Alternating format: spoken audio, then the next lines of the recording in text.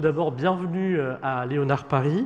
Je vais peut-être prendre quelques instants pour vous présenter ce lieu qui est le laboratoire ouvert du futur des villes et des infrastructures créé par le groupe Vinci. Futur des métiers que nous explorons notamment au travers de travaux de prospective.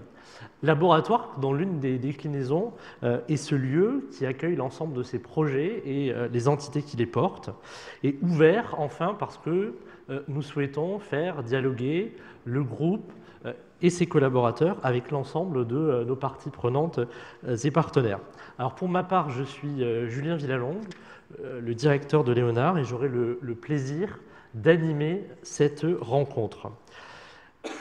Efficacité énergétique, coordination du réseau, information des consommateurs, développement des énergies renouvelables.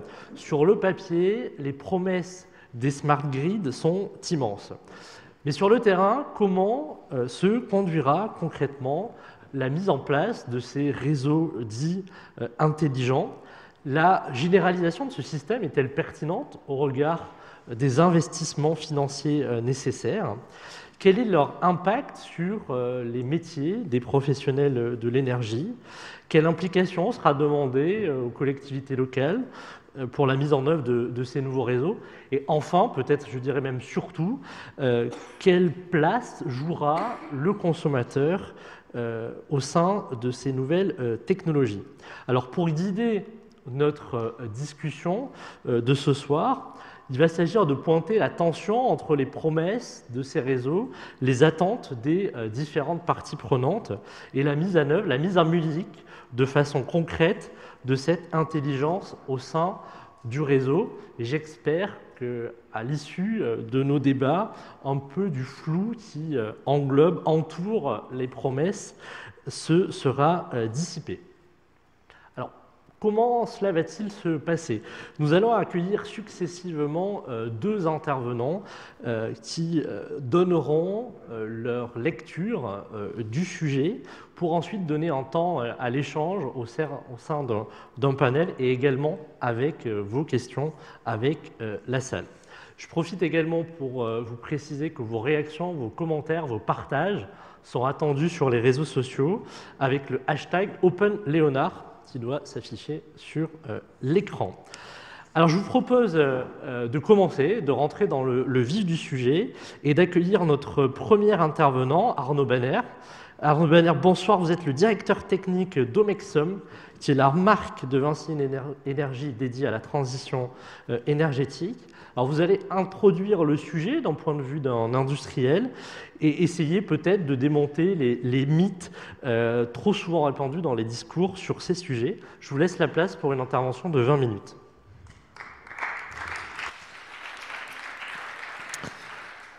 Merci Julien pour cette introduction et merci à Léonard d'accueillir cette conférence.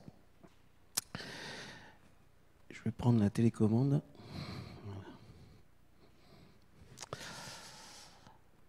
Alors, cette intervention s'appelle Smart Grids entre mythes et réalité, parce que les Smart Grids, vous en avez beaucoup entendu parler, sans qu'on sache au fond vraiment de quoi il s'agit. Il y a beaucoup de promesses.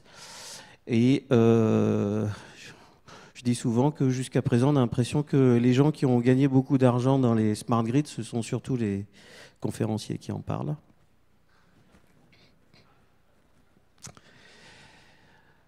Alors, je vous invite à un voyage au cœur des Smart Grids. Je vais repartir de la définition de ce que c'est vraiment. Et puis, on va parler de la nécessaire mutation du système électrique. Je vais vous parler de deux études socio-économiques des Smart Grids qui ont été publiées fin de l'année dernière. Et puis, je vais vous proposer une synthèse et une synthèse de la synthèse.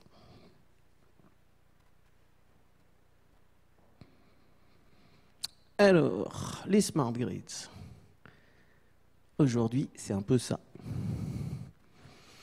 Beaucoup de mots, beaucoup de novlangues du smart avec du approche holistique, changement de paradigme, voilà. Donc avec beaucoup de mots qui sont très confus et qui nous laissent perplexes devant ce que sont vraiment les smart grids.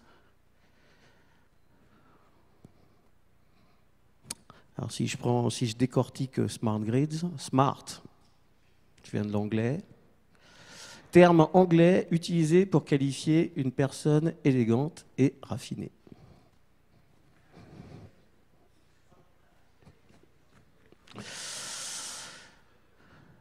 Bon, et c'est aussi un terme anglais utilisé pour qualifier un élément ou des systèmes qui possèdent des ressources électroniques ou informatiques pour traiter de manière autonome des données recueillies ou reçues pour commander des actions. Donc là, je vous ai montré une salle de contrôle, donc ça montre que finalement l'utilisation de moyens électroniques pour piloter des réseaux électriques, on va voir que c'est à la fois nouveau et pas si nouveau que ça, parce que ça fait quand même déjà plus d'une trentaine d'années que progressivement les technologies de l'information ont été utilisées pour piloter les réseaux électriques. Grid, c'est un terme anglais qui est utilisé pour décrire l'ensemble d'ouvrages électriques assurant la production, le transport et la distribution de l'électricité. Et une bonne définition des smart grids que l'on trouve sur le site internet Connaissance des énergies, que je vous recommande vivement. Les réseaux intelligents ou smart grids sont des réseaux d'électricité qui, grâce à des technologies informatiques, ajustent les flux d'électricité entre fournisseurs et consommateurs et pour l'adéquation entre production, distribution et consommation. Donc c'est ça les smart grids. Alors dans l'architecture des smart grids, on va retrouver trois niveaux. Le niveau des infrastructures électriques classiques avec les postes, les lignes, les transformateurs. Un deuxième niveau qui est l'architecture de télécom, avec plusieurs moyens télécoms comme la fibre optique, le GPRS, les courants porteurs en ligne. Et une couche de services avec des systèmes de dépannage à distance ou des programmes automatiques de réponse à la demande.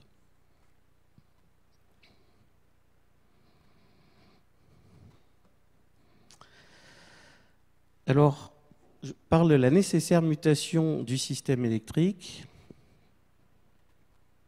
Ici, je vous ai remis les chiffres de la loi de transition énergétique pour la croissance verte. Alors, ces chiffres sont toujours en train de bouger. Je crois que après la COP21, il y a eu des objectifs plus ambitieux. Et puis, la semaine dernière, il y a une loi européenne qui a fixé un cadre à l'échelle européenne avec aussi des objectifs très ambitieux de réduction des gaz à effet de serre et d'augmentation de la part des énergies renouvelables dans le mix énergétique.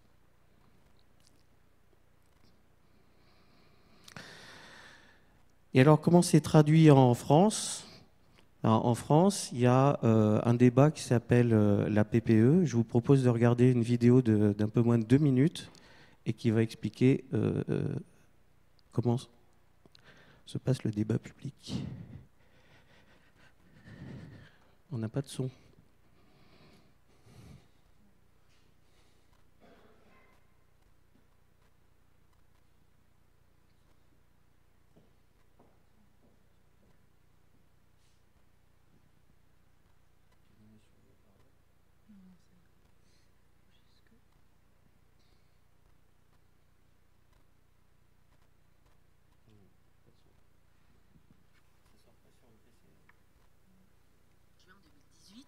Le public est invité à donner son avis et formuler ses propositions sur ses priorités. Une commission neutre et indépendante, composée de 7 membres, animera le débat public national autour de 4 enjeux forts. Comprendre, agir, choisir et gouverner. Comprendre. Où en est-on de la transition énergétique? Qu'est-ce qui avance? Qu'est-ce qui est en retard? Pourquoi? Agir. À quelles conditions les efforts entrepris peuvent-ils se poursuivre et s'amplifier dans un juste partage des efforts? Qu'en sera-t-il de l'égalité des territoires? De la préservation de l'environnement? Choisir.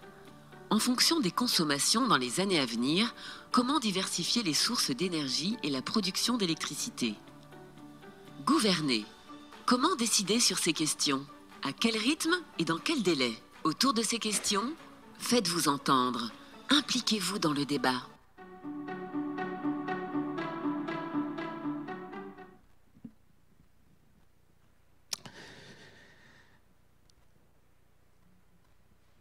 Alors donc la fin du débat sur la PPE, peut-être que Monsieur Lafaille pourra nous en entretenir tout à l'heure. Je crois que c'est prévu pour la fin de cette année. En tout cas, il y a deux scénarios qui sont évalués. Il y a un scénario de référence et un deuxième scénario avec des hypothèses un peu moins favorables. Et dans les deux cas, les infrastructures du réseau électrique devront s'adapter, quoi qu'il arrive, pour s'adapter à l'évolution des objectifs de cette programmation pluriannuelle de l'énergie.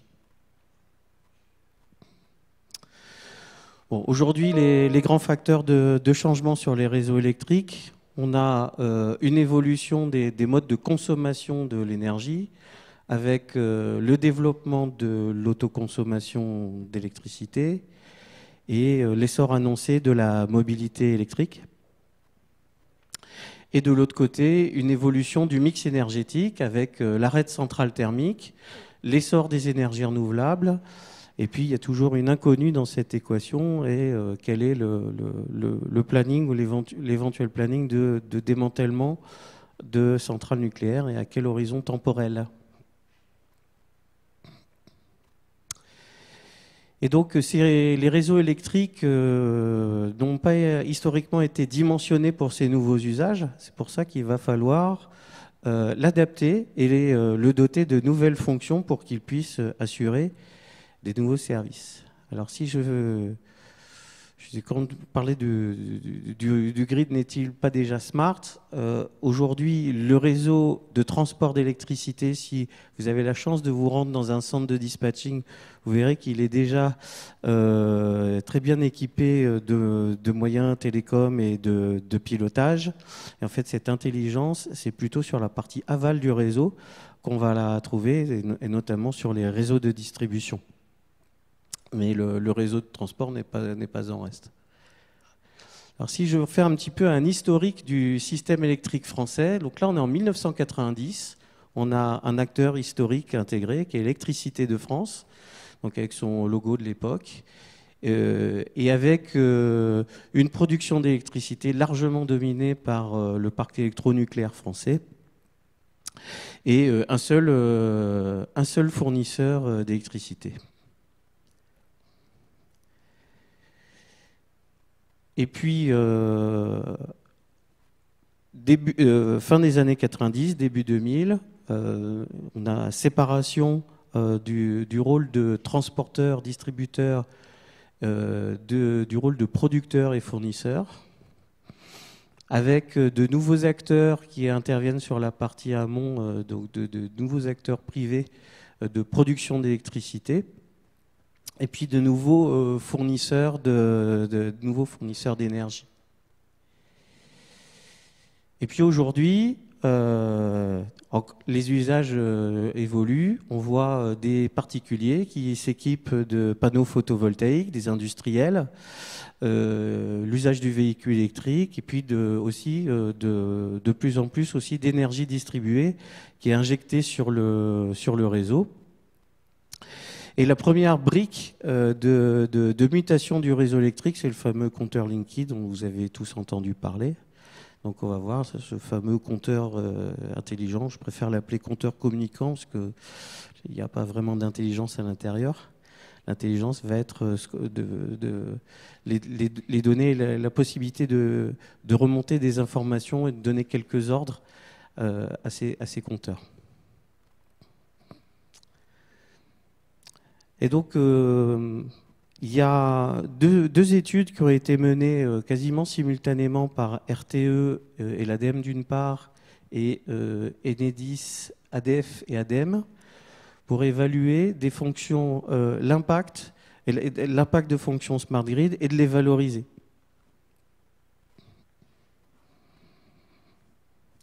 Donc ça, ce sont des documents pour ceux qui veulent approfondir le sujet que je vous invite à télécharger sur les sites respectifs de RTE et d'Enedis. Si on plonge à l'intérieur de l'étude qui a été menée par RTE, les 3 grandes fonctions Smart Grid qui ont été évaluées, c'est l'utilisation du stockage par batterie, le pilotage de la demande et la modulation de puissance des éoliennes. Et au fond, ces 3 fonctions Smart Grid sont des solutions de flexibilité. Vous allez voir ce soir qu'on va beaucoup prononcer ce mot-là, flexibilité des réseaux.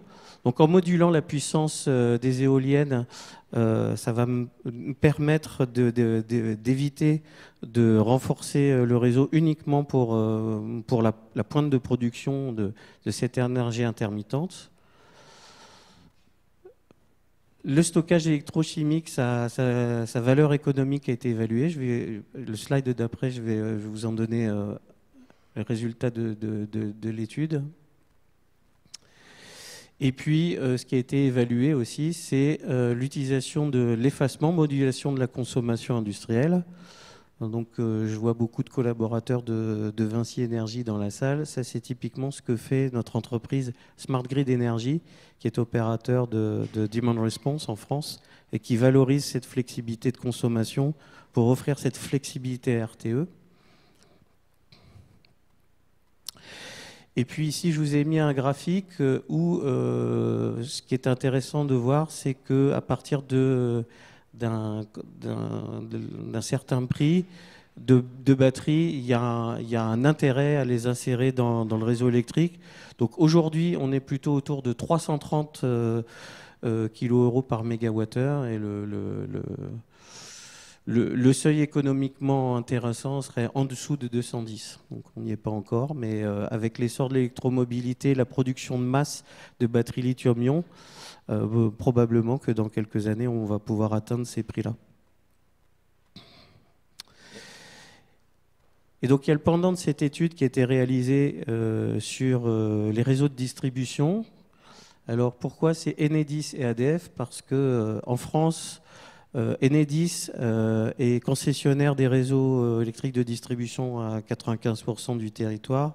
Et puis vous avez aussi ça et là des entreprises locales de distribution d'électricité, des régies, et qui sont fédérées à travers une association qui s'appelle l'Association des distributeurs d'électricité de France. Et donc là, les différentes fonctions Smart Grid qui ont été évaluées, on va les passer une par une en revue. C'est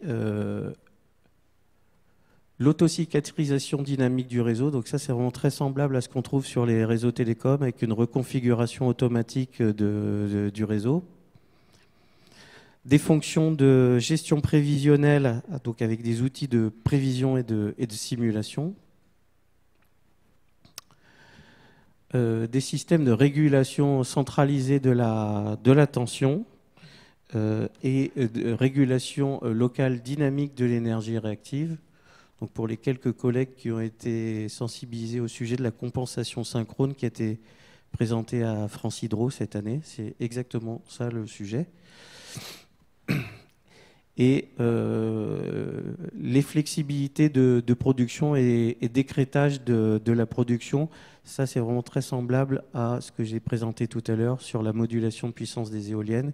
C'est le principe, c'est de décréter pour éviter d'avoir à surdimensionner le réseau de distribution. Voilà, alors je ne vais pas commenter cette diapo, je vous l'ai présenté pour ceux qui veulent approfondir. Ça, c'est le plan de déploiement d'Enedis avec toutes les fonctions Smart Grid qu'ils vont déployer sur le réseau électrique français. Et si je devais un peu résumer ce qu'on voit là-dessus, eh bien en fait, je vois des systèmes de contrôle-commande et je vois des solutions de flexibilité.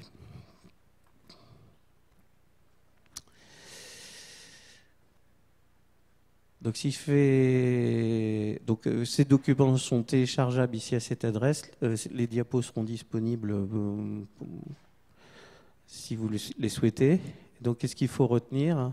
C'est que les smart grids, eh bien, ce sont principalement des solutions de contrôle commande avancées pour piloter les réseaux et les doter des moyens de flexibilité pour les adapter aux nouveaux usages liés à la transition énergétique. Et le plan de déploiement des smart grids en France, tel qu'il a été étudié, l'étude montre que l'ensemble des fonctions smart grid étudiées pourraient apporter à terme des bénéfices nets de l'ordre de 400 millions d'euros par an pour la collectivité. L'essentiel de ces économies, c'est d'éviter d'utiliser des moyens de pointe, d'installer des moyens de pointe des centrales thermiques sur le réseau pour adapter la production à la demande d'énergie. Voilà, donc contrôle commande et flex. Ça va être les deux termes qu'on va retenir, automatisme et flexibilité. Merci Arnaud pour cette première présentation. Je vous propose de rejoindre votre place. Le temps pour nous d'accueillir notre deuxième intervenant. Alors j'accueille Didier Lafaille. Didier Lafaille, bonsoir. Alors, vous êtes le chef du département technique à la Commission de régulation de l'énergie, qui est l'autorité indépendante chargée de garantir le bon fonctionnement des marchés français de l'énergie, électricité et gaz, et d'assurer la bonne cohérence du réseau avec les objectifs de la politique économique. Arnaud a mentionné tout à l'heure la PPE, qui est l'outil adapté à ces objectifs. Alors, votre organisme a produit un certain nombre de contenus pour orienter le développement de ces réseaux intelligents. On vient d'avoir du coup la vision d'un acteur industriel. Je vous laisse la place du coup pour donner votre vision du point de vue d'un régulateur de ce sujet.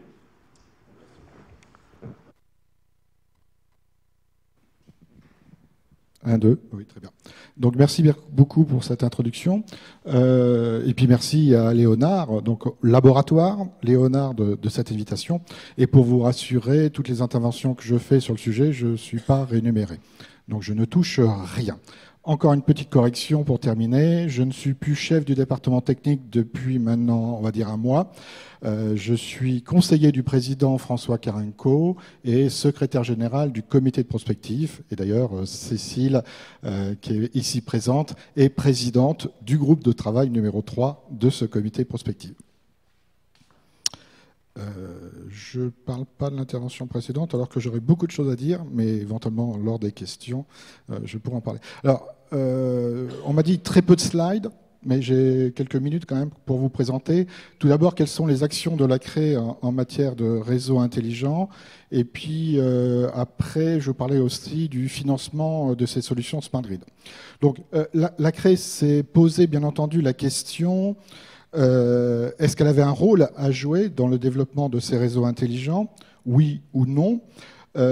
Et qu'est-ce qu'elle pouvait faire pour accompagner le développement des réseaux intelligents? Donc, ce qu'on en a fait, c'est en 2010, on a fait un grand colloque institutionnel où on a réuni les acteurs, donc les acteurs des réseaux, RTE et Enedis. À l'époque, c'était pas Enedis. On a réuni également des gens qui sont en amont de la chaîne de valeur, des producteurs, qui sont en aval de la chaîne de valeur, des gens qui traitent aujourd'hui les données, mais à l'époque, c'était surtout des acteurs, des usagers, on va dire. Et puis, on les a mis autour d'une table pour savoir s'il y avait vraiment un besoin, s'il y avait des freins au développement de ces réseaux électriques. Donc, un grand débat. Et après, on s'est posé la question, quelle suite on allait donner? Donc, la suite qu'on a donnée, c'est plusieurs choses. Tout d'abord, de continuer à faire ces conférences, ce cycle de conférences, et à peu près tous les trimestres, on fait un forum, nous aussi. On a la chance d'avoir un auditorium avec à peu près 80 places qui est ouvert à tout le monde. Et sur des sujets bien identifiés, on va traiter les sujets des smart grids. Le dernier qui a été traité, c'est le ferroviaire. Oui, comment le ferroviaire il va devenir plus smart? Vous allez me dire, mais est-ce que les trains seront à l'heure? Non, c'est pas ça le sujet. C'est est-ce que demain, les trains vont pas réinjecter de l'énergie sur le réseau? comment on va traiter cette énergie qui est réinjectée, etc. Est-ce que les gares, demain, vont devenir aussi smart, vont moins consommer? Est-ce qu'on va intégrer des énergies renouvelables dans ces gares? Donc voilà les sujets que l'on évoque dans le cadre de ces conférences. Et après, on a des dossiers qui sont liés à ces conférences où on va développer, on va inviter les acteurs à s'exprimer sur ces sujets. Donc là, je peux vous renvoyer sur le site Smart Grid de la CRE, où vous allez trouver à peu près 29 dossiers sur des sujets comme l'intégration du véhicule électrique dans les réseaux, l'insertion des énergies renouvelables, la demande-réponse, la flexibilité, mais également sur d'autres énergies comme le gaz, comme l'hydrogène, etc. Alors, après, une fois qu'on a compris, identifié et compris les besoins des acteurs, on s'est aperçu rapidement qu'on avait, nous, la CRE, un intérêt à suivre les démonstrateurs. Comme vous savez, de nombreux démonstrateurs ont été lancés en France. Alors quand je dis la France, c'est la métropole plus les zones insulaires. Et on s'est dit que la CRE devait être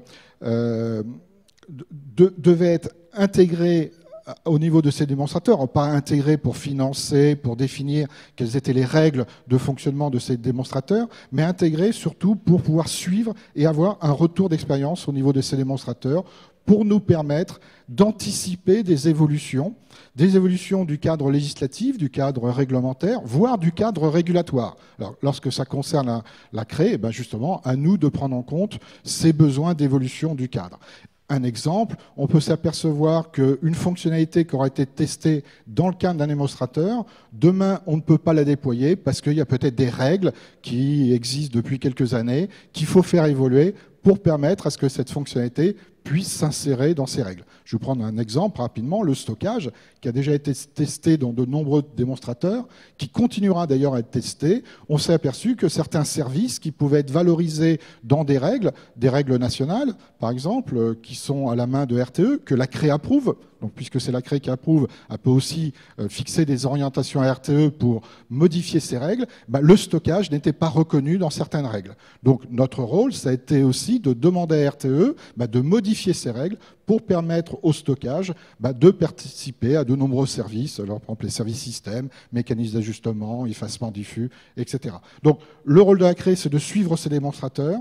Et dans le cas de notre site internet, on a identifié aujourd'hui entre 150 et 160 démonstrateurs. Et vous pouvez les suivre. Dès qu'on a un retour d'expérience, on publie au niveau du démonstrateur le retour d'expérience. Bien sûr, on pousse les acteurs aussi à nous informer de ces retours d'expérience.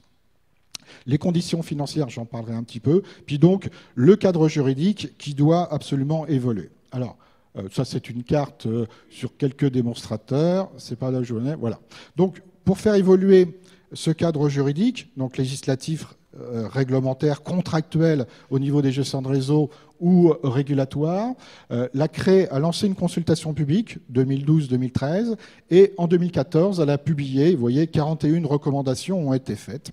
Des recommandations pour le législateur, c'est-à-dire qu'il fallait modifier la loi pour pouvoir reconnaître certaines fonctionnalités demain de type Smart Grid. Exemple, le stockage. Le stockage, aujourd'hui, n'est toujours pas reconnu dans la loi. Dans la loi, pendant très longtemps, on ne parlait que d'installation de production, d'installation de consommation, de réseau public qui se raccorde à un réseau de distribution, de lignes directes, si ça dit quelque chose à certaines personnes, et de circuits d'interconnexion. Le stockage n'existait pas. Donc, puisqu'il n'existait pas, on tordait un petit peu la règle pour considérer que l'équipement de stockage, c'était quand il injectait un groupe de production, donc on lui a appliqué toutes les règles d'un producteur, et quand il soutirait, c'était un consommateur, et on lui a appliqué toutes les règles d'un consommateur. Donc on pourrait dire la double peine. Donc on a porté des amendements auprès des parlementaires pour faire évoluer la loi, pour ne plus parler de consommateur-producteur, mais pour parler d'utilisateur. Un utilisateur étant quelqu'un qui va pouvoir soutirer ou injecter sur le réseau. Donc voilà le genre de recommandations qu'on a pu faire pour le législateur, pour l'administration, donc pour la partie réglementaire, et surtout pour les gestionnaires de réseau. Comme vous savez, on régule les gestionnaires de réseau, notamment on fixe les tarifs d'utilisation des réseaux publics d'électricité ou les tarifs d'utilisation côté gaz, la TRD, la TRT, donc le TURP en distribution. Et c'est aussi notre rôle, puisqu'on leur donne les moyens financiers de financer ces développements, de leur dire il faut faire évoluer les règles, ou soit leur imposer de faire évoluer certaines règles pour pouvoir accompagner le développement de ces réseaux. Et le fait de faire des recommandations, on a estimé que ce n'était pas suffisant. Donc on leur a demandé, comme vous voyez, une feuille de route à nous notifier pour dire comment vous avez pris en compte nos recommandations, qu'est-ce que vous avez fait, est-ce que vous avez consulté les acteurs, est-ce que vous avez modifié le cadre contractuel, est-ce que vous avez modifié vos règles, etc. Donc en 2015, on fait un bilan, on ouvre les recommandations au gaz. En 2016, on fait de nouvelles recommandations.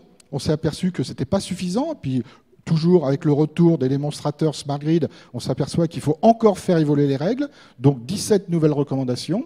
2017, on fait un point d'étape. Et là, on est en train de préparer encore un nouveau point d'étape. Alors, je ne sais pas s'il y aura de nouvelles recommandations à l'instant T. Par contre, ce qu'on va faire, ce qu'on va présenter, c'est à partir du retour d'expérience des démonstrateurs, où c'est qu'on en est. Qu'est-ce qu'ont apporté les démonstrateurs aujourd'hui? Donc on va lister un certain nombre de démonstrateurs en disant voilà le retour d'expérience qu'il y a eu. Est-ce que c'est intéressant maintenant de développer ou pas telle ou telle fonction? Ce n'est pas parce qu'un démonstrateur montre que, par exemple, le bilan économique est négatif qu'il faudra demain généraliser cette solution. Bien entendu que non. Mais ce retour d'expérience est important. Alors, quelques exemples de recommandations. Il y en a par exemple sur Linky. J'ai entendu le mot Linky. Sur Linky, non, Linky est bien un compteur. Nous, on ne l'appelle pas ni intelligent ni communicant, on l'appelle évolué. Parce que le compteur que vous avez, ce qu'on appelle le compteur bleu qui est blanc, il est déjà intelligent. Il y a l'électronique dedans, il est déjà très intelligent. Et donc, on le rend encore plus intelligent. On parle de compteur évolué. Et ce compteur Linky, ce qu'il faut savoir, c'est qu'il peut gérer plusieurs grilles tarifaires, et notamment, il peut gérer ce qu'on appelle des contacts pour asservir des usages. Donc vous en connaissez tous un, c'est l'eau chaude sanitaire, mais demain, il y a encore 7 contacts qui pourront être utilisés pour piloter la recharge d'un véhicule électrique, pour mettre en route la pompe de la piscine, le chauffage, etc. Donc vous voyez, c'est un compteur intelligent. Il n'a pas besoin de système de communication, voire d'information, pour piloter tous ces usages. Donc, on a proposé qu'il y ait aujourd'hui des règles sur l'affectation de ces usages, parce qu'autrement, un installateur, il ne saura pas comment raccorder la recharge de son véhicule électrique, sur quel contact, sur le 1. Non, il est déjà utilisé, sur le 2, sur le 3. Il faut que les règles soient fixées, bien entendu après concertation, pour qu'on puisse câbler ces nouveaux usages au niveau de Linky. Alors, le comptage, j'en parle pas. Je vais vous parler quelques exemples. Des solutions de raccordement intelligentes. Voilà un exemple de recommandation que l'on fait. On se dit, après tout, le réseau, est-ce qu'on devra continuer à mettre du cuivre, pour faire simple, à tirer des lignes, à tirer des câbles, à mettre des transformateurs pour accueillir cette production décentralisée? On est persuadé, au niveau de la commission, qu'avec le même réseau sur lequel on va rajouter de l'intelligence, on pourra accueillir de la production décentralisée, intermittente, et on pourra en accueillir encore plus, sans faire de gros investissements. Et par contre, on s'aperçoit que les coûts de raccordement sont toujours excessifs, voire très chers. Je pense qu'il n'y a personne d'Enedis dans la salle. Autrement, je vais me faire tirer les oreilles, mais ils sont toujours très chers. Et les délais sont toujours très longs pour pouvoir se raccorder. Déjà, pour pouvoir faire une étude, c'est 3 mois. Après, il y a des discussions pour pouvoir contractualiser le raccordement. C'est toujours trop long. Donc, on s'est dit, est-ce qu'il n'y a pas des solutions intelligentes de pouvoir se raccorder au réseau le plus proche sans avoir besoin de le renforcer, moyennant peut-être un petit écrêtement. Et on s'aperçoit que certains producteurs, photovoltaïques et éoliens, si on les écrète pendant quelques heures de l'année, le business model est toujours aussi rentable. Et il payera beaucoup moins cher son raccordement et il aura un délai plus court. Donc vous voyez, il y a beaucoup de ce type de recommandations. Il y en a 41 plus 17. Je vais vous parler maintenant un peu du financement de ces solutions. Si je suis un acteur des Smart Grid qui demain veut vendre ces solutions, donc ces briques Smart Grid, bien entendu, je vais regarder le modèle d'affaires à la maille de mon entreprise. C'est-à-dire que si je suis un fabricant de dispositifs de stockage, moi je vais faire mon étude économique au niveau du dispositif de stockage. Je ne regarderai pas ce qu'il peut apporter au niveau du réseau, je ne regarderai pas ce qu'il peut apporter à la collectivité, je vais regarder que mon modèle d'affaires. Donc là, c'est vrai, le rôle de la CRE, c'est d'ouvrir l'ensemble des règles pour qu'il puisse valoriser son dispositif de stockage. Maintenant, j'en viens au niveau des réseaux. Aujourd'hui, les réseaux de distribution comme de transport, pour faire simple, sont financés suivant 2 types. que vous connaissez très bien, les CAPEX et les OPEX. Pour les CAPEX, c'est très simple, c'est tous les investissements en réseau, que ce soit les câbles, les lignes et transfo, rentrent dans ce qu'on appelle une barre d'actifs qui est régulée. Donc on met tous les CAPEX dedans. Dès que le gestionnaire de réseau fait un investissement sur un transfo, ça rentre dans cette barre d'actifs régulée. Et il est rémunéré tous les ans à 7,25 pendant la durée de vie de l'actif. D'accord ? Puis après, il y a les OPEX à côté. Les OPEX, c'est tous les coûts d'exploitation, de personnel, les coûts informatiques, développement logiciel, tout ce qui est recherche, développement. Les démonstrateurs Smart Grid rentrent dans les OPEX. Et là, dans le cadre d'exercices tarifaires, on limite les OPEX. D'accord ? Parce qu'on estime qu'un gestionnaire de réseau efficace, ce n'est pas un gestionnaire qui a 3 millions de personnes pour travailler sur le sujet. Avec les effectifs actuels, il peut très bien le faire. Donc voilà aujourd'hui la base. Et par contre, si on regarde maintenant les solutions Smart Grid, qu'est-ce qu'on a dit ? Ce sont des solutions hard. Il y a toujours des transfos, il y a toujours des capteurs, il y aura toujours un peu de fibre optique, vous avez parlé, donc ça va rentrer dans les actifs. Mais il y a aussi beaucoup d'études, il y a beaucoup de tests à faire, il y a beaucoup de solutions logicielles à développer, et tout ça, ça rentre dans les CAPEX. Donc on peut très bien voir tout de suite que, puisqu'on limite les OPEX, puisqu'il ne sera pas rémunéré au titre des CAPEX, il n'est pas du tout intéressé à faire des Smart Grid. Pourquoi demain, il va mettre des transformateurs avec régleur en charge sur les postes de distribution publique, ce que vous appelez poste HTA, BT, Smart, alors que la partie transfo va rentrer dans ses CAPEX, il va être rémunéré, mais tout le logiciel qu'il va devoir mettre en place, lui, il sera limité au niveau des OPEX. Il n'est pas intéressé. Donc, on voit bien que le système qui est actuel ne permet pas de favoriser le développement aujourd'hui des Smart Grid. Alors, bien entendu, on y a réfléchi, puisque dans le cadre du TURPE 5, donc TURPE 5, comme vous voyez, c'est la période 2018-2021, on a fixé, bien entendu, des OPEX pour lui permettre de faire de la R&D, de développer ses démonstrateurs, de développer des outils logiciels, mais on a mis aussi ce qu'on appelle un guichet Smart Grid. Alors, qu'est-ce que c'est ce guichet Smart Grid ? C'est-à-dire qu'à tout moment, le gestionnaire de réseau peut venir nous voir en disant, voilà, j'ai un projet. On prend l'exemple de comptage évolué, c'est le cas de Linky, mais bon, c'est du passé. Mais par exemple, j'ai un projet de comptage évolué, d'accord ? Il y a une partie CAPEX, ça, j'en parle pas parce que c'est rémunéré à 7,25. Par contre, j'ai une grosse partie OPEX, et dans ce cas-là, je demande à la CRE une régulation incitative spécifique. Alors, pourquoi incitative ? Parce que les coûts annoncés, nous, on va les vérifier.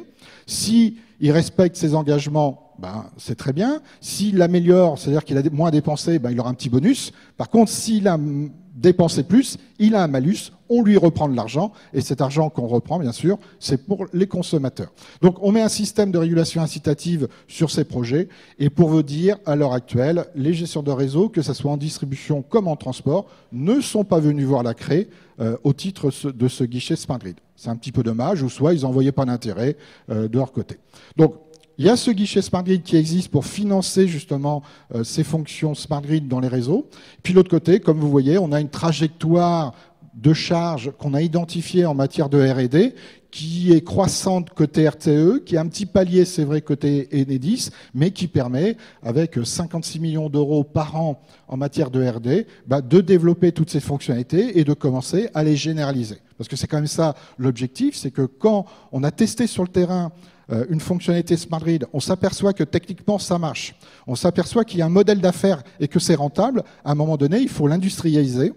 Ça, c'est l'étape suivante. Et après, il faut commencer à la généraliser. Alors, il ne faut peut-être pas la généraliser partout, parce qu'on n'a peut-être pas besoin de cette fonctionnalité partout. Il n'y a pas des énergies renouvelables partout. Par exemple, je reviens à ces transfos smart. On mettra des transfos smart là où il y a des problèmes, par exemple, de réglage, en matière de réglage de tension. Et c'est là où il y a une valeur à aller chercher. Et dans ce cas-là, on peut commencer à déployer ces solutions. Je crois que j'en ai fini, là, avant les questions. Voilà, donc après, je vous invite à aller sur le site internet de la CRE pour aller voir les différents dossiers, etc. Puis je répondrai aux questions. Ok, très bien. Avant d'aller sur le site, du coup, on va en profiter pour avoir un échange. Merci pour cette intervention. Je propose de rester, du coup, et Cécile n'a pas parlé sur scène. Et Cécile va nous rejoindre, comme Arnaud. Je les invite à nous rejoindre pour passer à notre séance de questions-réponses. d'échange. Vous avez un micro aussi. On va commencer d'ailleurs par Cécile. Alors, Cécile Maison, vous êtes la présidente de la Fabrique de la Cité, qui nous accueille aussi ici ce soir. Mais vous êtes aussi experte des sujets énergétiques, puisque vous êtes membre du comité de prospective de la Commission de régulation de l'énergie, si je ne me trompe pas, et vous êtes présidente dans des groupes de travail, le numéro 3, c'est ça j'ai retenu tout à l'heure, centré sur le consommateur. Alors notre discussion, elle a été avec deux angles, à la fois des mécanismes régulatoires, des sujets techniques, plutôt axés sur l'offre. Maintenant, si je regarde sur la demande, c'est ça l'enjeu de la production d'électricité, c'est de répondre à ces besoins énergétiques. Si je regarde les villes de demain, ça va être quoi les besoins majeurs qu'elles vont devoir répondre? Alors, les villes de demain, j'ai envie de répondre plus, moins. Alors, le premier plus, c'est plus de consommation, parce que le monde est en train de s'urbaniser. Entre 2000 et 2050, on aura ajouté autant d'urbains en 50 ans qu'en 50 siècles. C'est-à-dire on va ajouter 3 milliards d'urbains. Et notamment, nos yeux se tournent vers la Chine. Nous, on est dans les pays de l'OCDE sur des taux d'urbanisation autour de 75-80%. La Chine est à 58%. Ça va augmenter. L'Inde, elle est encore plus bas. Ça va augmenter. C'est-à-dire que les villes qui sont déjà au cœur des consommations en matière énergétique, électricité, gaz, pétrole, etc., vont être plus encore consommatrices d'énergie. Le deuxième plus, c'est plus d'électricité. La part de l'électricité ne va cesser de s'accroître parce que les villes modernes, fondamentalement, sont filles de l'électricité. Les villes modernes, ce sont des villes verticales. On a pu verticaliser les villes quand on a eu des ascenseurs, et les ascenseurs ont fait fonctionner l'électricité. Or, la ville de demain, pour être le plus sobre possible en énergie, on ne va pas continuer le modèle de l'étalement urbain. Il va falloir des villes denses, des villes hautes, alors vers le haut, quelquefois aussi vers le bas. La ville sous la ville, ça existe aussi. Ça, c'est beaucoup d'électricité. L'électricité, c'est aussi le numérique. La civilisation du numérique est une civilisation de l'électricité.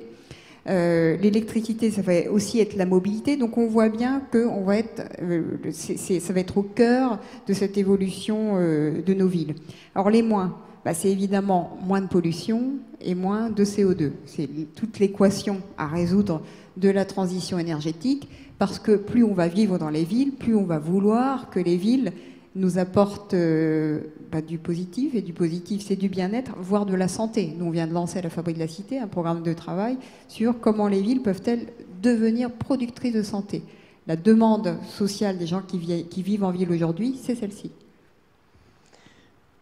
Donc là, on est au niveau des villes. Maintenant, si je regarde les composants de cette ville, les citoyens, les consommateurs, on a beaucoup parlé de smart, de technique, de réseau, de tarification, de régulation. Qu'est-ce que ça va changer concrètement pour les consommateurs? Alors, pour les consommateurs, il faut évidemment distinguer les consommateurs industriels. Tout ça, ils le connaissent par cœur parce qu'eux, ils ont intérêt à optimiser leurs coûts. Mais si on regarde le consommateur individuel, résidentiel, là, l'histoire est totalement différente. Et puis, puisqu'on parle de mythe et de réalité, on nous a dit, voilà, le consommateur, il veut absolument prendre en main son destin énergétique. Est-ce vraiment si sûr? Et ça, c'était l'objectif du groupe de travail numéro 3, le fameux, qui a fait une première saison sur le consommateur d'énergie et la transformation digitale. Et vous trouverez le rapport sur le site Éclairer l'avenir, donc qui est le site du comité de prospective de la CRE. Et ce qu'on a étudié pendant 6 mois, c'est que ce consommateur, au fond, il n'a jamais demandé du smart. Il a ni demandé smart grid, il n'a pas demandé de smart meter, même si j'ai bien compris que ça ne s'appelait pas comme ça le compteur. La demande sociale n'est pas du tout celle-ci. Il a quoi à y gagner alors au final, s'il n'y a pas cette demande? Il a quoi à y gagner? Il est par ailleurs, parce qu'on n'est pas tous cohérents, il est par ailleurs très intéressé par la transition énergétique, parce qu'il a bien compris que derrière, ce que je vous disais tout à l'heure, la demande de bien-être et de bien vivre en ville, ça passe par ça.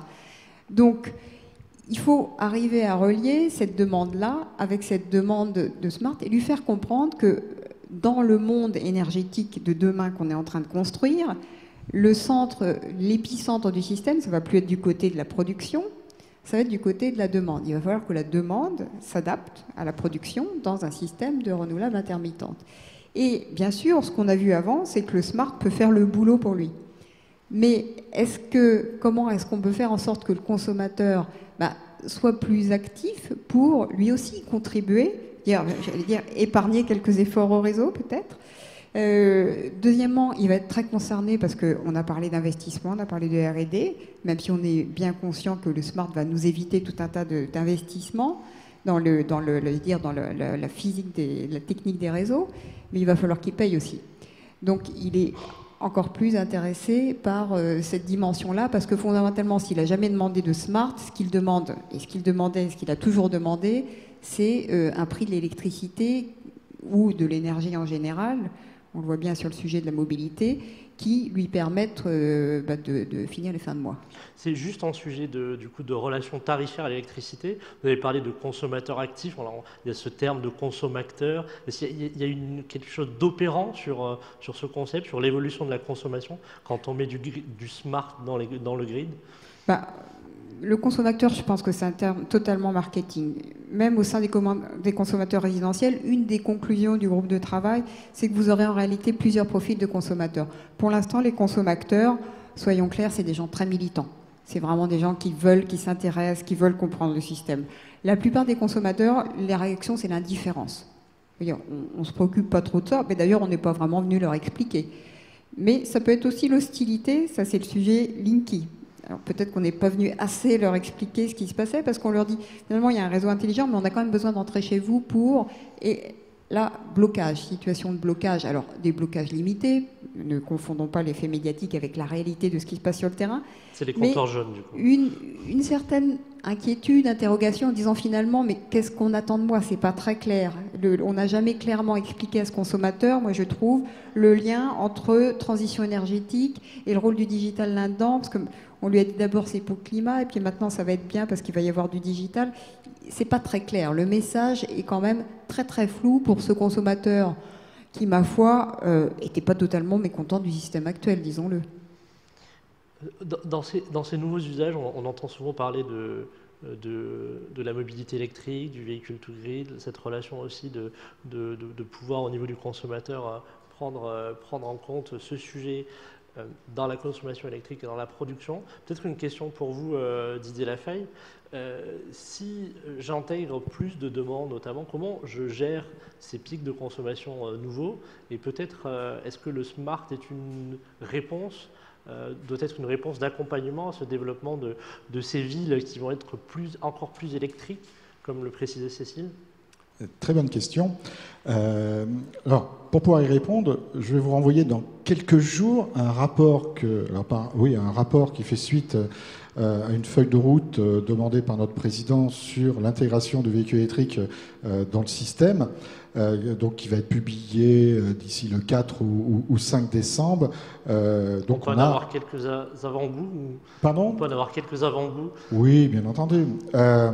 Ce que l'on voit, c'est que la question du véhicule électrique, avant d'en arriver au sujet du véhicule to grid, la question du véhicule électrique n'est pas une question énergétique, c'est une question de puissance. Quand je dis c'est pas une question d'énergétique, on va dire, allez, 25 millions de véhicules, ça fait quoi? Ça fait 33 TWh, donc ça doit faire 7% de la consommation actuelle. Vu le développement annoncé des ENR, 7% de la consommation actuelle, ça ne sera pas un souci. Par contre, c'est un souci en matière de puissance. C'est évident que si demain on a 25 millions de véhicules électriques, tout le monde rentre le soir et veut recharger son véhicule électrique, ça sera une difficulté, on va augmenter la pointe, et c'est la pointe qui est dimensionnante au niveau des réseaux. Donc ça veut dire que s'il faut redimensionner les réseaux, ça va avoir un coût relativement important pour le consommateur final, celui qui sera propriétaire de ce véhicule, mais aussi pour la collectivité. Parce qu'aujourd'hui, les coûts, alors je ne vais pas vous expliquer, ça prendrait beaucoup de temps, sont partagés d'une part entre le pétitionnaire et la collectivité au travers du TURP. Donc, ce sera un coût pour le propriétaire de son véhicule électrique et sera un coût pour la collectivité. Donc ce qu'il faut faire, c'est évident, c'est d'aller vers un pilotage de cette recharge.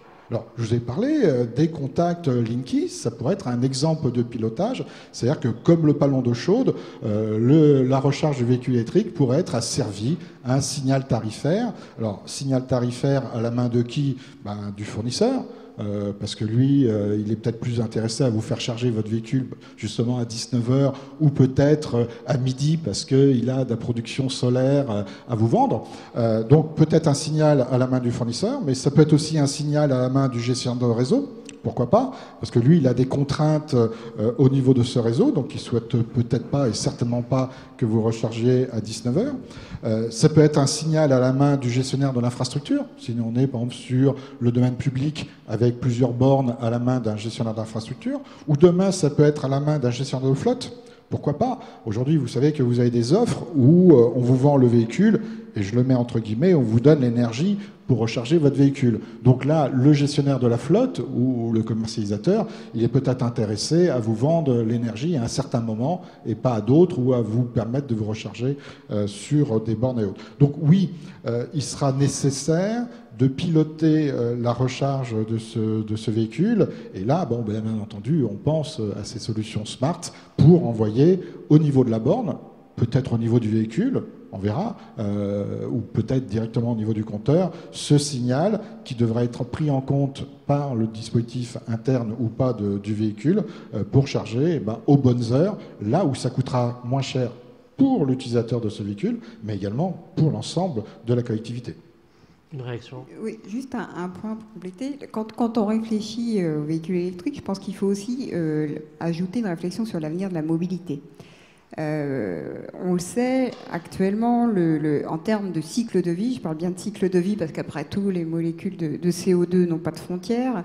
Le bilan énergétique et la facture carbone d'un véhicule électrique, aujourd'hui, c'est peu ou prou celle d'un véhicule thermique. Parce qu'au stade de la fabrication, ce n'est pas fabriqué dans des pays avec un mix énergétique très très propre. Qu'est-ce que ça veut dire? Ça veut dire que si vraiment on veut que le véhicule électrique soit une solution à notre sujet changement climatique, va falloir non pas qu'on passe à un véhicule électrique qui remplacerait notre véhicule actuel, il faut qu'on passe à un système où vous avez prononcé le mot d'utilisateur. L'utilisateur, ce soit plusieurs personnes, c'est-à-dire que véhicule électrique, oui, c'est une solution. Si en plus on a une évolution vers partage du véhicule et que ce véhicule est très très utilisé, il faut qu'il roule beaucoup pour devenir intéressant. Donc là, ça va poser encore d'autres questions, sachant que ce véhicule qui roule beaucoup, donc peut-être qu'il y en aura moins, mais je rappelle quand même que la congestion n'est pas soluble dans la décarbonation, donc ça pose encore d'autres questions. Et in fine, la question de savoir, ce parc électrique, il est très difficile de projeter son importance si on prend en considération cette évolution des usages. Je rebondis. Allez-y, rebondissez, je vous en prie. Deux choses. La première, je reviens sur le pilotage, et vous me disiez qu'est-ce qu'il y a dans le rapport. Dans le rapport, notamment, on dit que dans les zones insulaires, pour faire le lien avec ce que vient de dire Cécile, il ne faut surtout pas recharger le véhicule le soir ou la nuit. Pourquoi? Parce que le soir et la nuit, il n'y a pas de production d'ENR. Donc là, le bilan carbone, il est négatif. Il ne faut surtout pas avoir un véhicule aujourd'hui dans ces zones et le recharger en dehors, on va dire, du photovoltaïque, des heures solaires. Autrement, le bilan est négatif. Donc voilà une recommandation de l'ACRE, de dire dans les zones insulaires, il faut obligatoirement que ça soit pour une recharge publique comme une recharge privée, que ça soit chargé en fonction d'un bilan énergétique qui est positif en matière d'émissions de CO2. Première réflexion. Deuxième réflexion, c'est ce véhicule, bien entendu qu'il faut le partager. Là, je reçois tout ça de fait Cécile. Mais c'est vrai qu'aujourd'hui, un véhicule reste, 90% de son temps à l'arrêt. Je ne sais pas si c'est à 90, mais bon, un nombre d'heures relativement important à l'arrêt. Et c'est vrai qu'aujourd'hui, on est en train de réfléchir, donc j'en viens sur le véhicule to grid, en se disant, mais quand ce véhicule est à l'arrêt, si on le raccorde sur une prise, il pourrait peut-être être utilisé pour des services de flexibilité, de réponse-demande, donc pour pouvoir éviter demain des dimensionnements du réseau. J'ai la production au niveau de ma maison, je ne suis pas à mon domicile, j'ai mon véhicule qui est là, qui est présent. Pourquoi je ne pourrais pas charger ma batterie avec cette production par exemple, photovoltaïque, puis la restituer au sein de mon logement le soir et la consommer au moment de la pointe du soir, lorsque je rentre avec mes enfants. Donc, on voit bien que demain, il y a certainement un intérêt à utiliser ce véhicule pour faire autre chose que de la mobilité. Voilà. Donc de rendre des services au réseau, au système électrique, c'est ce qu'on appelle le véhicule to grid. Alors véhicule to grid, c'est un peu comme les smart grid, ça englobe beaucoup de choses. Il y a véhicule to load, véhicule to building, véhicule to load, to home, etc. etc. Donc véhicule to grid, c'est celui qui va communiquer avec le réseau, d'accord, qui pourra échanger de l'énergie avec le réseau. Ok, on est passé globalement d'une production dans le câble électrique et puis d'une consommation. On embrasse beaucoup de sujets. J'ai une question du coup peut-être pour Arnaud en tant qu'industriel, professionnel. Comment on s'adapte quand on est un acteur industriel aux mutations du coup qu'on a derrière le smart? On a parlé de mobilité, on a parlé de beaucoup de concepts sur ces sujets. Quel impact ça a sur les métiers, sur les offres pour un acteur comme Omexom, mais comme d'autres d'ailleurs sur le secteur? Je vais rebondir sur ce que vient d'expliquer Monsieur Lafaille, c'est qu'aujourd'hui l'enjeu de l'électromobilité pour les réseaux électriques, c'est un sujet de puissance, de dimensionnement en puissance des réseaux, et donc d'éviter de surdimensionner le réseau électrique en puissance. Notre réponse à ça, l'exemple qui me vient en tête, c'est une joint venture interne entre Vinci Autoroute et Vinci Énergie qui s'appelle Easy Charge, pour la conception des stations-service électriques du futur, avec justement pour éviter de surdimensionner le réseau, surtout que sur des aires d'autoroute, on n'a pas forcément beaucoup de puissance électrique. Donc dans les conceptions que l'on prévoit, c'est d'insérer un moyen de flexibilité entre le réseau et le borne de recharge. Donc c'est de combiner à la fois un pilotage intelligent de la recharge pour la foisonner et aussi probablement insérer une batterie aussi pour décongestionner le réseau et tout en fournissant le service. Voilà, ça c'est le type de réponse des intégrateurs que nous sommes pour répondre à ces enjeux. Très bien, du coup on va intégrer de plus en plus de nouveaux systèmes dans des systèmes existants, mais peut-être Cécile qui avait le micro sur cette évolution des smart grids, ça a été bien présenté par Arnaud aussi tout à l'heure, ça s'inscrit dans une évolution du système électrique. C'est quoi les spécificités aujourd'hui du réseau électrique français, peut-être structurel, qui demandent une adaptation de ce smart? Comment on intègre du smart dans un réseau existant sur un pays comme la France, par exemple? Alors peut-être Cécile, oui. Je pense que, alors là, je vais faire un peu d'histoire, je suis historienne de formation, parce que ce qui est en train de se passer, c'est à la fois un retour vers le passé et quelque chose de très nouveau. Et je voudrais parler un peu de ce système qu'on a construit, qui est un système politico-socio-technique. Et il y a là quelqu'un Flora Aubert, qui fait une thèse en CIFRE chez Vinci Énergie, qui connaît ça beaucoup mieux que moi, et j'espère que je ne trahirai pas ta pensée, Flora. Mais je pense que c'est intéressant de s'y pencher pour comprendre justement comment, parce que c'était le sens de ta question tout à l'heure, comment on va embarquer le consommateur dans tout ça. En gros, le système qu'on a construit après la guerre, il y avait un alignement de 3 grands groupes d'acteurs dans ce système socio-politico-technique. On avait la sphère publique qui a dit le sujet de ce qu'on construit, c'est l'accès pour tous. Et ça a pris la forme, la solidarité, et ça a pris la forme notamment péréquation, tarifs réglementés. Du côté des acteurs industriels, de la sphère technique, on avait, Arnaud l'a rappelé tout à l'heure, monopole sur toute la ligne, et puis avec une culture opérationnelle et technique de très haut niveau. Aujourd'hui, qu'est-ce qui se passe? Ce qui se passe, c'est que ce système-là, ces 3 groupes d'acteurs ne sont plus forcément alignés. On a un premier niveau, le niveau politique, qui dit voilà, le sujet, c'est la transition énergétique. Puis si vous allez dans les territoires, comme on dit, vous parlez avec les collectivités locales, ils disent ouais, mais le sujet, c'est aussi la proximité. Puis le sujet, c'est aussi au fond, j'ai envie de retrouver mon autonomie. J'ai envie de revenir au système d'avant, et je rappelle que les réseaux, ils sont à moi. Donc là, dialogue plutôt entre les collectivités et Enedis. Mais donc, alors le sujet, c'est quoi? C'est la transition, c'est l'autonomie, c'est moi, la collectivité locale qui organise tout ça. Donc même au sein de cette sphère publique, pas très aligné. Au sein du système technique, multiplication d'acteurs, d'abord sous l'effet de la concurrence, dont la Creux est le vigilant gardien, et puis sous l'effet du numérique. Et notre consommateur, en bout de chaîne, au milieu de tout ça, lui, il est resté à son idée que le système d'avant, il était simple, il était lisible, et il voyait bien où ça allait. Aujourd'hui, il ne sait plus trop qui il va avoir en face de lui. Est-ce qu'il aura, alors pour son véhicule, un gestionnaire de flotte? Pour sa fourniture d'électricité, il aura qui? Il aura quelqu'un qui va lui vendre des kilowattheures. Mais hier, on recevait une start-up qui s'appelle Coquelicot qui dit « Mais moi, je vais vendre du confort. Je vais vendre, voilà, vous voulez un contrat à tant de degrés, vous aurez tant de degrés. » Donc, il est quand même très, très, très perdu. Et ce qui est en train de se passer, c'est une adaptation. L'aspect technique va alors relativement vite quand même, parce que tout ce numérique qui arrive, j'ai parlé de la culture opérationnelle d'excellence, il se l'approprie très, très vite. Mais je ne suis pas sûre que le consommateur aille aussi vite. Et puis, on a une régulation assez agile, je pense, voilà, jeune, mais dans le coup, elle n'a pas les réflexes de la vieille institution très installée. Donc, c'est ces temporalités-là d'adaptation qui sont en train de se jouer.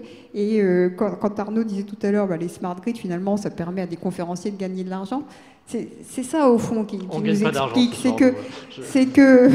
C'est qu'on peut en parler beaucoup, mais c'est vrai qu'entre le système énergétique PowerPoint et la réalité du terrain, va y avoir des ajustements à faire. Intéressant du coup de voir à ces différentes échelles. Si on regarde un peu au niveau international, alors je ne sais pas si la Creux regarde chez nos voisins comment cette émergence du smart s'installe dans les réseaux historiques. Est-ce qu'on a des comparatifs intéressants à aller chercher chez nos voisins, développés, moins développés, et à la fois d'un point de vue de régulation et d'un point de vue technique aussi, peut-être Arnaud pour réagir là-dessus? Alors, on a des échanges, bien entendu, déjà avec nos voisins européens, et au niveau international, on regarde aussi ce qui se passe. Quel est aujourd'hui le pays le plus avancé sur ces sujets? Celui qui a fait le plus d'efforts en matière de R&D et de développement de ces solutions, c'est le Japon. Alors vous savez, le Japon, il est dans une situation un peu spécifique avec ce qui s'est passé à Fukushima et justement le fait d'arrêter presque la majorité de ces centrales nucléaires, il a eu un problème de production qui ne permettait pas d'alimenter la demande, de servir la demande. Donc il a fallu que tout le monde fasse des efforts et se repose la question quelle énergie pour demain en matière de production, faire ça attention en matière de consommation. Le véhicule to grid, ça vient du Japon. Le véhicule to load, qui est un véhicule qui vient secourir le domicile, c'est les Japonais qui l'ont développé avec Mitsubishi et ça marche très très bien.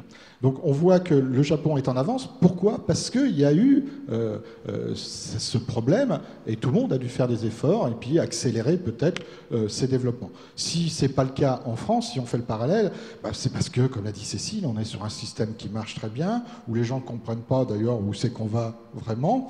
Et puis il faut y aller progressivement, parce que si on se dit qu'il faut mettre des fonctions smart grid partout, ça va coûter très très cher. Il faut y aller progressivement. C'est comme la transition énergétique. Le débat, c'est pas de savoir si demain on aura 100% de NR. Oui, mais demain, est-ce que ça sera en 2050, en 2100? Je ne sais pas, mais on ira progressivement, certainement, vers 100% d'énergie renouvelable. Alors ça, c'est pour le Japon. Après, d'autres pays qui ont avancé aussi sur ces sujets, ce sont les États-Unis.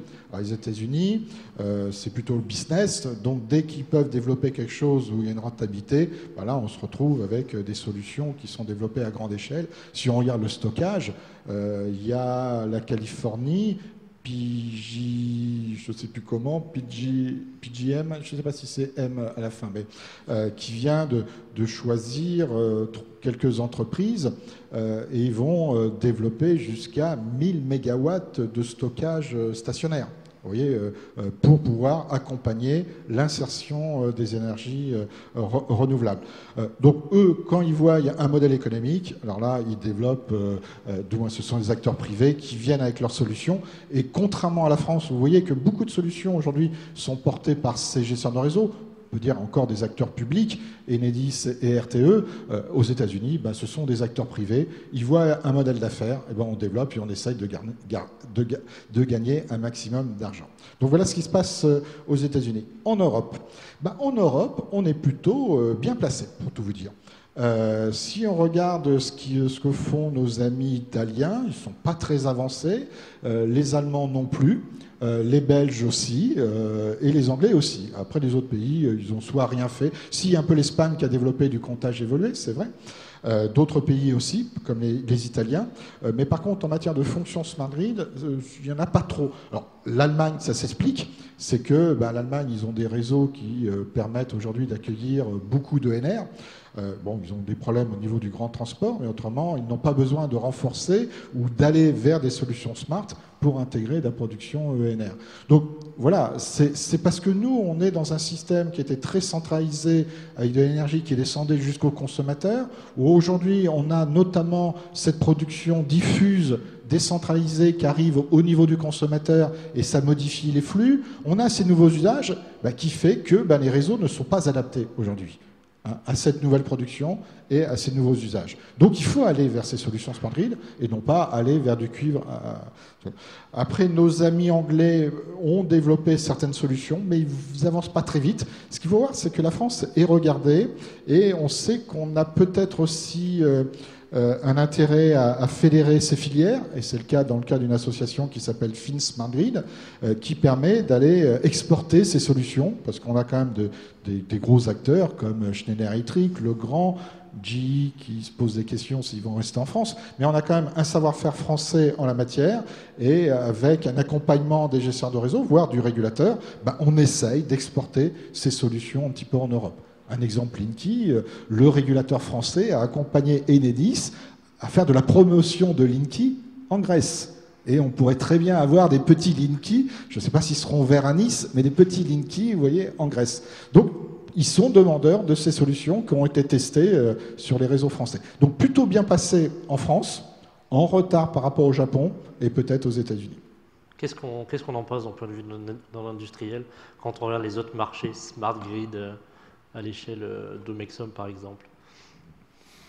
Alors, il n'y a pas un smart grid, il y a des smart grids, comme l'a expliqué M. Lafaille, parce que chaque pays hérite d'une histoire, d'un jeu d'acteurs, d'une topologie de réseau, d'une topographie, d'un mix énergétique, c'est beaucoup de choses, d'un cadre régulatoire. Et puis, donc, vous avez donc, des solutions smart grid très diverses. Par exemple, l'exemple qui me vient très récemment, on a eu la demande de l'opérateur de réseau australien qui, pour accueillir l'arrivée massive de photovoltaïque sur son réseau, a ressuscité des vieilles recettes comme la compensation synchrone pour réguler le réactif de son réseau et stabiliser son réseau. Donc c'est devenu maintenant une obligation du grid et du régulateur australien d'insérer ce type de moyen-là dans le mix pour assurer la stabilité de réseau. Ça, c'est des choses qu'on ne trouve pas dans nos contrées parce qu'on a la chance, par exemple, en France, d'avoir un réseau qui est quand même très fortement maillé et on n'a pas ce problème-là de stabilité de réseau. Je rebondis aussi sur l'association Think Smart Grids dont nous sommes également membres associés. Les solutions Smart Grids sont des choses qu'on arrive à exporter assez loin de nos frontières. Il y a un accord de partenariat qui a été signé très récemment entre l'association Think Smart Grids et son équivalent indonésien pour développer un microgrid sur l'île de Batam. Donc voilà, donc là on est avec les acteurs membres de Think Smart Grid, on est assez bien armé pour exporter le savoir-faire français à travers un FASEP jusqu'en Indonésie. Prochaine conférence en Indonésie, du coup. Je vais rebondir là sur les fonctionnalités de compensation synchrone. Est-ce que vous pouvez expliciter en 2 mots la compensation synchrone? Oui, tout à fait. Donc, on parle beaucoup de fréquence, mais il y a aussi des problématiques de tension et de tenue de la tension. Et vous savez que c'est une problématique parce que toute élévation de tension peut avoir un impact sur les équipements électriques. Une surtension peut griller, peut avoir un impact sur les isolants. Donc, s'il y a un impact sur les isolants, il y a toujours un transfo dans un téléphone, etc., du moins un chargeur de téléphone, etc. Donc, on peut venir griller le chargeur. Et pareil, une sous-tension peut avoir aussi un effet sur le process, peut arrêter le process ou peut arrêter le chargeur du téléphone. Donc, les gestionnaires de réseau ont une obligation de tenir la tension dans une plage qui est, pour faire simple, plus ou moins 10% en distribution.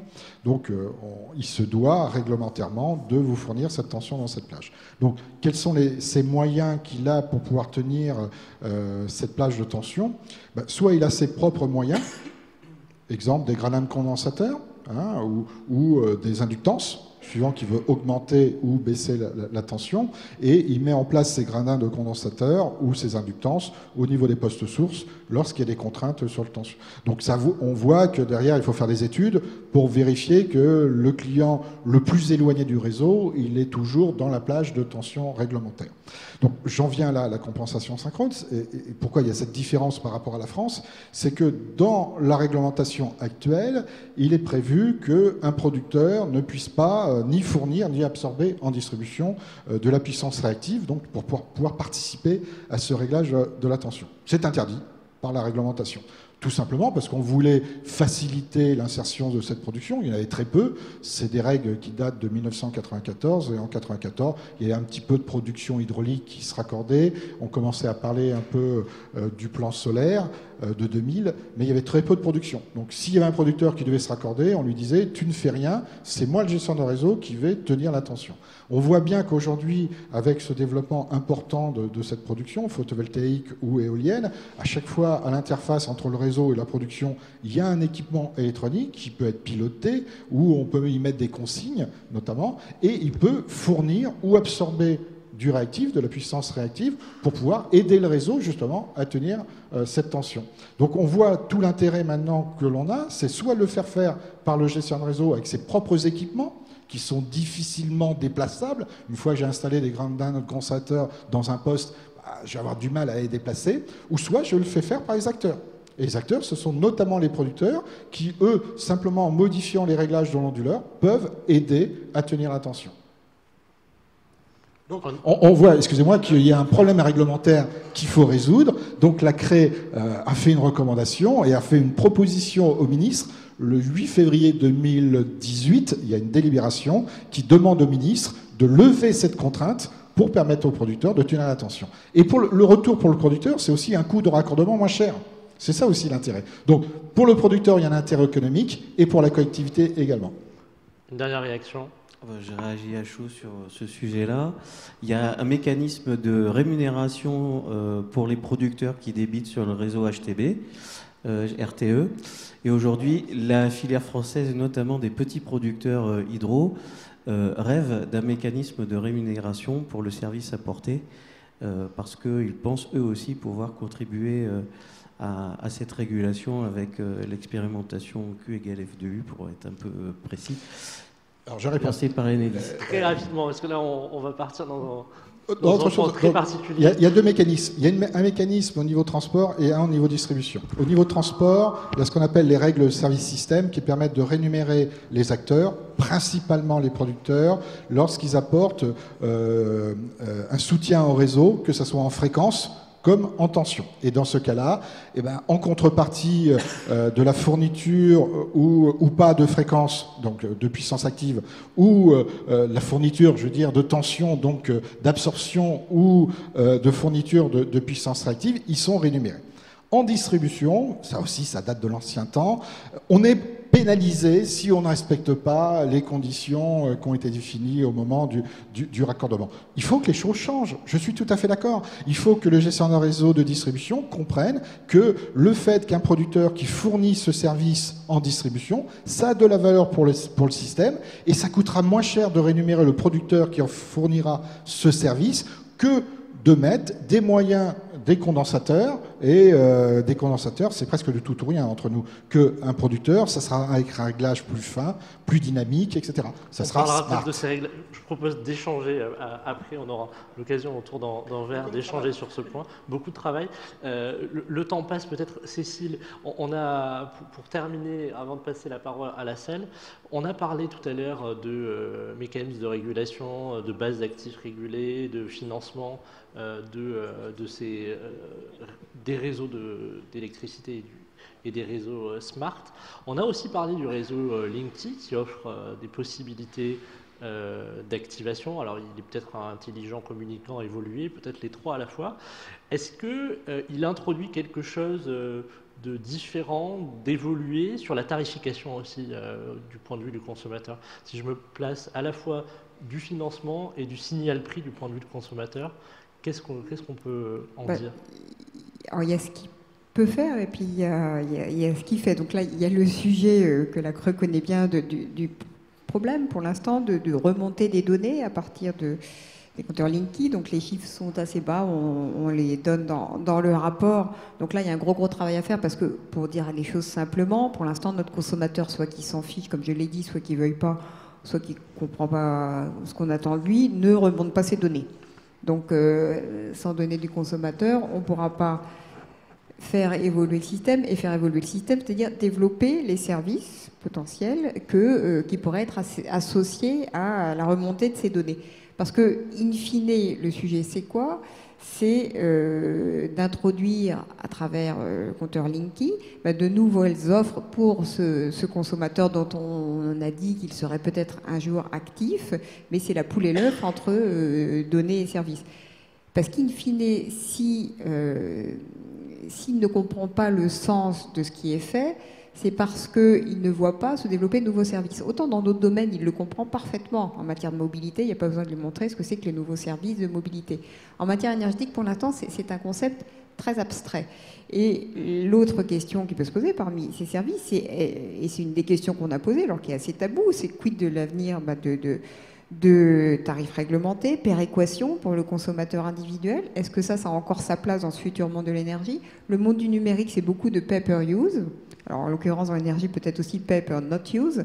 Mais le sujet, c'est est-ce qu'on va, puisqu'on va pouvoir individualiser, c'est l'essence même du numérique, individualiser le service, est-ce que ça va aboutir à ça également?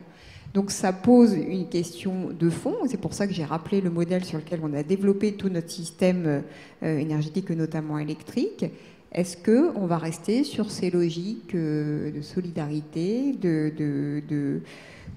d'équité qui ont fondé le système français? Est-ce qu'on va passer, comme dans le reste des autres secteurs, à des tarifications plus dynamiques? Est-ce que il ne sera pas nécessaire dans un nouveau système énergétique d'envoyer des signaux prix très clairs? Et envoyer des signaux prix très clairs, ça veut dire un changement radical de paradigme, pour revenir au nuage de mots que tu employais, Arnaud. Donc ça pour l'instant, c'est un débat ouvert.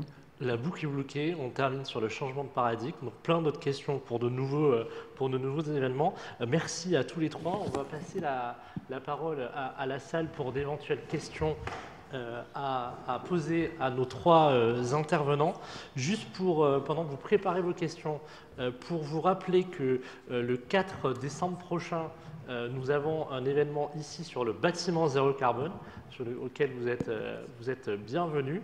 Et du coup, parole à la salle pour la première question. Monsieur, c'est ça, allez-y. Bonsoir, Bargos Hamilton, je travaille à EDF R&D. J'ai deux questions en fait pour Monsieur Lafaille. La première question, c'est sur les offres de raccordement intelligent. Donc on voit aujourd'hui les offres de raccordement intelligent pour les producteurs. Est-ce que vous pensez qu'il y aura de telles offres pour le consommateur dans le futur? Et la deuxième question, c'est, on a parlé beaucoup de la couche électrique, données, télécom, etc. dans les smart grids. Ce qu'on a peut-être oublié, c'est le marché. Donc il y a le marché de gros aujourd'hui, l'électricité.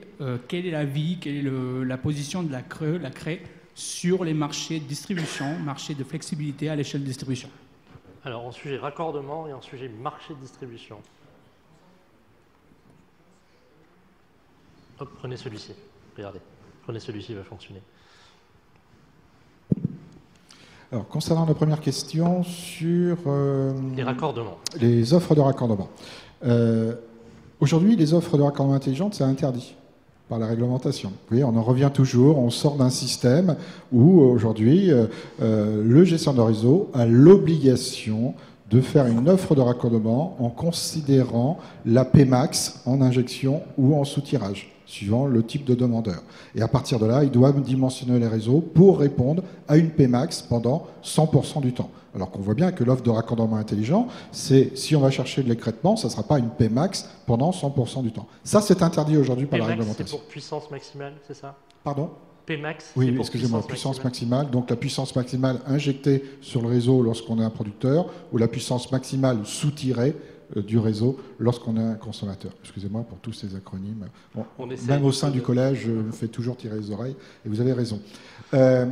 Donc aujourd'hui, c'est interdit. Alors la CRE a justement fait une proposition au ministre pour faire évoluer cette réglementation, pour permettre à ce que les pétitionnaires puissent demander une offre de raccordement intelligente. Donc ça se fera au début pour les producteurs. Pourquoi pour les producteurs? Parce que c'était testé sur des parcs éoliens et des centrales photovoltaïques. On a vu tout l'intérêt économique pour le producteur. On a mis en place ces mécanismes d'échange entre Enedis et le producteur pour vérifier que ça fonctionnait, et ça fonctionne bien. Donc on a un retour d'expérience aujourd'hui côté producteur. Consommateur, ça va se faire.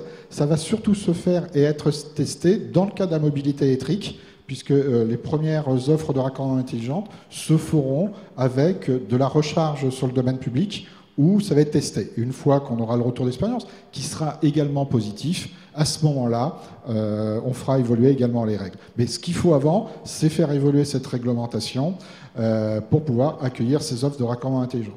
Je vais vous dire, la première proposition qu'on a faite, ça datait de 2012.